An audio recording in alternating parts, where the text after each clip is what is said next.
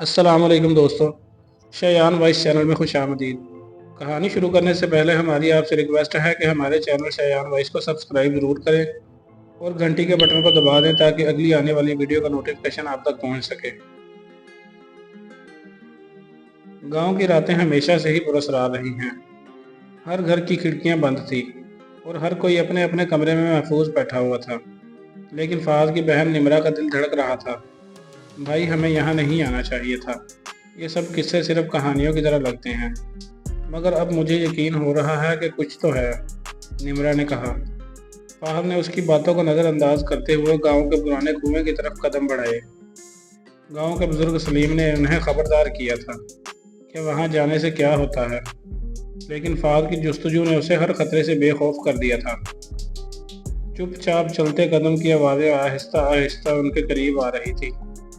रात की खामोशी में वो आवाज़ जैसे आसमान से गिर रही थी। अचानक एक साया उनके सामने आया। वो एक लड़की का साया था जो आहिस्ता आहिस्ता कुएं की तरफ बढ़ रही थी। निमरा ने खौफ से चिल्लाकर कहा, भाई वापस चले।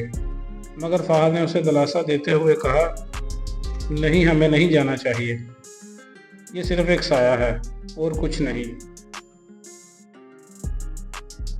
फहद और निमरा के गांव की फिजा में हमेशा से अजीब सा सकूत रहा है। शाम के वक्त जब सूरज गुरूब होता तो गांव के लोग अपनी अपनी कहानियों में खो जाते। बूढ़े सलीम की कहानियां खास तौर पर मशहूर थी, जो कभी कभार चांदनी रातों में बैठकर गांव के बच्चों को सुनाते। एक वक्त था जब उस गांव में एक खूबसूरत लड़की रहती थी। सलीम ने एक रात कहा वो हमेशा खुश रहती थी, मगर एक दिन वो अचानक गायब हो गई। उसकी गुमशुदगी के बाद लोग कहते हैं कि उसकी रूह यहाँ भटकती है, जो अपने ख्वाबों की तकमील के लिए चुपचाप चलते कदमों से गुजर रही है।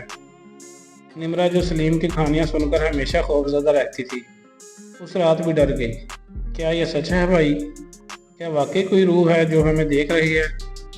उसने फहद से पूछा। फहद ने मुस्कुराते हुए कहा, यह सब कहानियाँ हैं निमरा, तुम्हें इन पर यकीन नहीं करना चाहिए।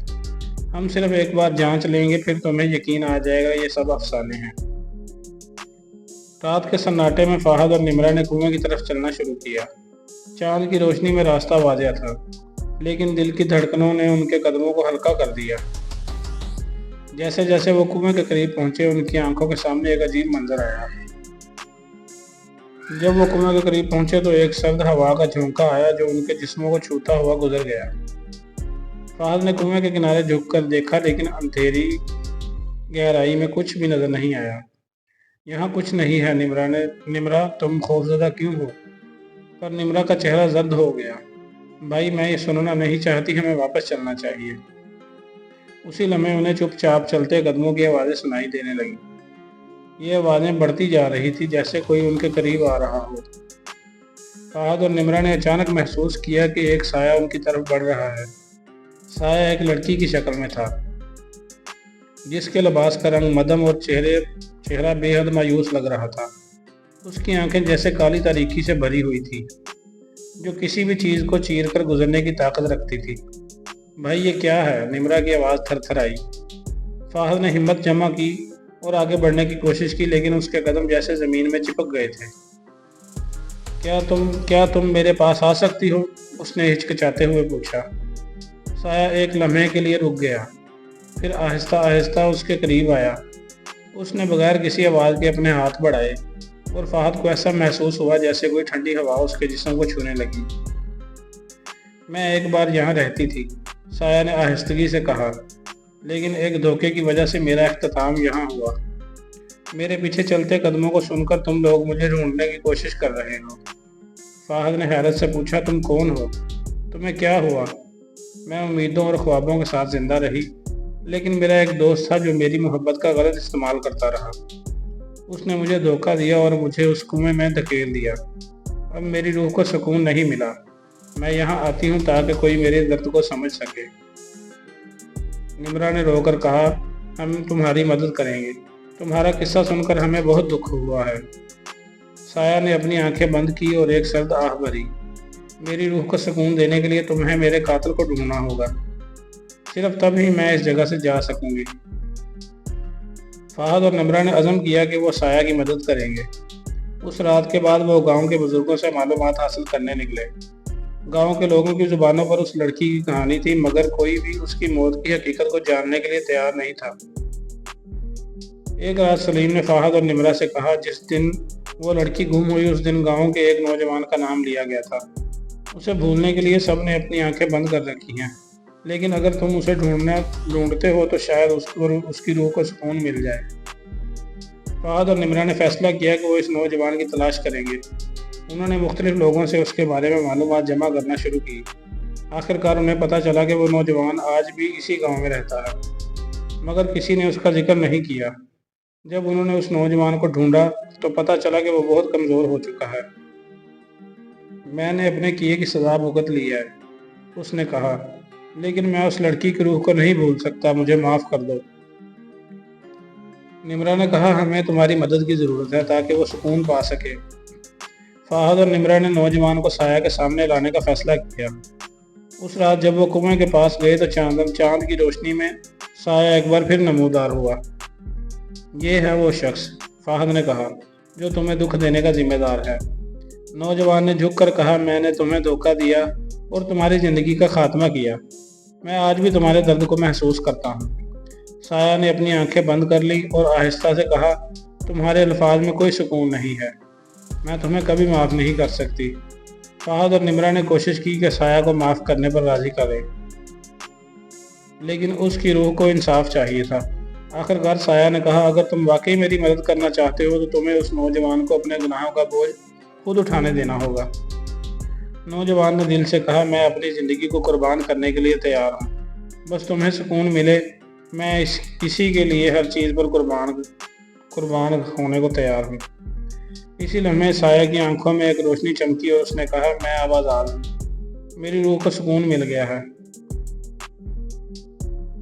فہد اور نمرہ نے گاؤں والوں کو یہ خبر دی کہ لڑکی کی روح کو سکون مل گیا ہے۔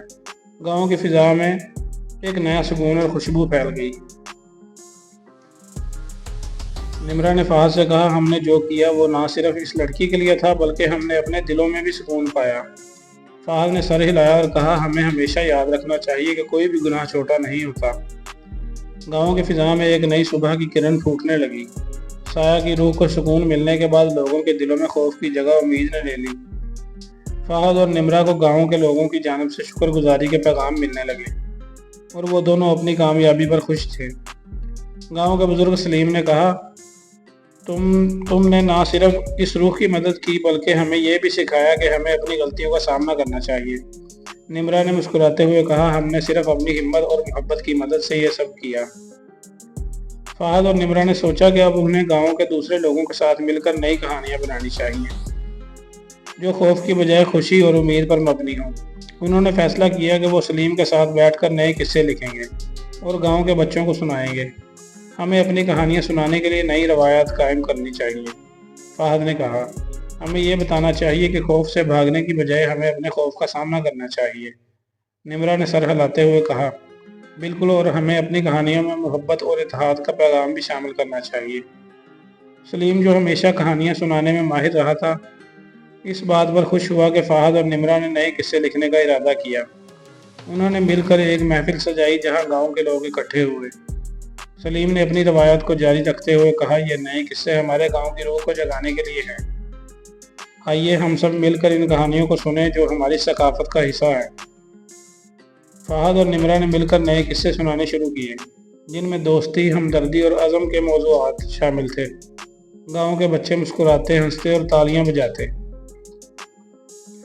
محفل کے بعد فہد اور نمرہ نے محسوس کیا کہ وہ صرف ایک گاؤں کے لوگ نہیں بلکہ ایک خاندان کی طرح جڑے ہوئے ہیں۔ سایہ کی کہانی کے بعد ان کی زندگیوں میں ایک نیا معنی پیدا ہوا۔ نمرہ نے کہا، بھائی، کیا تمہیں لگتا ہے کہ ہم کبھی بھی اس جگہ کو بھول جائیں گے جہاں ہم نے سایہ کی مدد کی؟ فہد نے جواب دیا، نہیں، ہم کبھی نہیں بھولیں گے۔ یہ ہماری کہانی کا حصہ ہے اور ہم نے اسے بہتر بنانے کے لیے جو کیا وہ ہمیشہ یاد رہے گا۔ ایک دن جب فہد اور نمرہ گاؤں کے پرانے درختوں کے نیچے بیٹھے تھے، فہد نے کہا، نمرہ، ہمیں سوچنا چاہیے کہ کیا ہم اس کہانی کو مزید آگے بڑھا سکتے ہیں۔ ہم اپنے تجربات کو دوسروں کے ساتھ بانٹیں تاکہ وہ بھی اپنے خوف سے نکل سکیں۔ نمرہ نے کہا، ہمیں ایک کتاب لکھنی چاہیے جس میں ہماری کہانیوں کے ساتھ ساتھ سایہ کی کہانی بھی شامل ہو۔ یہ ان لوگوں کے لیے سبق ہوگا جو اپنی زندگی میں مشکلات کا سامنا کر رہے ہیں۔ فہد اور نمرہ نے اپنی کہانیوں کو لکھنے کا آغاز کیا۔ انہوں نے گاؤں کے لوگوں کے تجربات بھی شامل کیے اور اس طرح ایک نئی کتاب تیار کی۔ یہ کتاب نہ صرف گاؤں کے لوگوں کی کہانیاں تھیں بلکہ ان کی ہمت اور عزم کا بھی ایک نمونہ تھی۔ کتاب کا نام رکھا گیا چپ چاپ چلتے قدم، تاکہ لوگ جان سکیں کہ خوف کا سامنا کرنا اور محبت سے زندگی گزارنا ممکن ہے۔ جب کتاب شائع ہوئی تو گاؤں کے لوگوں نے اس کا خیر مقدم کیا۔ اس کی کہانیاں نہ صرف گاؤں کی ثقافت کو محفوظ کرتی تھی بلکہ لوگوں کی زندگی کو نئے راستے دکھاتی تھی۔ سالوں بعد جب فہد اور نمرہ بوڑھے ہو گئے، انہوں نے محسوس کیا کہ ان کی کہانیاں گاؤں کے لوگوں کے دلوں میں بستی ہیں۔ وہ ہمیشہ ایک دوسرے کی مدد کرتے رہے اور ان کی دوستی کی مثال گاؤں میں مشہور ہو گئی۔ سایہ کی کہانی بھی ہمیشہ کے لیے گاؤں کے لوگوں کے دلوں میں زندہ رہی۔ لوگوں نے اسے ایک سبق کی طرح یاد رکھا کہ کوئی بھی روح اس وقت تک سکون نہیں پا سکتی جب تک کہ اسے انصاف نہ ملے۔ اس کہانی نے یہ سکھایا کہ ہم سب کو اپنی زندگی میں خوف کا سامنا کرنا چاہیے اور دوسروں کی مدد کرنے کی کوشش کرنی چاہیے۔ سایہ کی روح کی کہانی ہمیں یاد دلاتی ہے کہ محبت اور اتحاد ہی ہماری زندگی کو خوبصورت بناتے ہیں۔ یہ صرف ایک کہانی نہیں بلکہ ایک پیغام ہے کہ ہر دل میں ایک سایہ ہوتا ہے اور ہمیں اسے سمجھنے اور سننے کی ضرورت ہے۔ دوستو، ہمارے چینل شایان وائس کو سبسکرائب